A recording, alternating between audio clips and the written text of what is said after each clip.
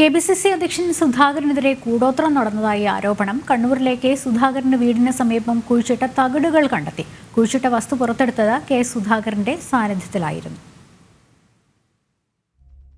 1.5 വർഷം മുൻപായിരുന്നു സുധാകരന്റെ വീട്ടിലെ കന്നിമൂലയിൽ നിന്നും കൂടോത്രം കുഴിച്ചെടുത്തത്. ആ ദൃശ്യങ്ങളാണ് ഇന്ന് പുറത്തു വന്നത്.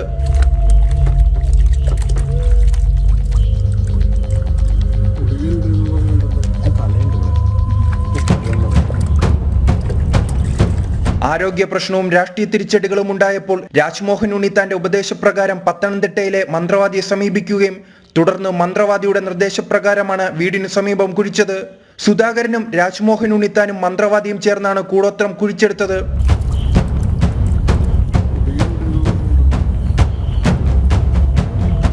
അതേസമയം കെ സുധാകരൻ കൂടോത്രം കുഴിച്ചെടുത്തതായി സ്ഥിരീകരിച്ചു. എന്നാൽ രാജ്മോഹൻ ഉണ്ണിത്താൻ സംഭവത്തോട് പ്രതികരിക്കാൻ തയ്യാറായില്ല. ജനം, കണ്ണൂർ.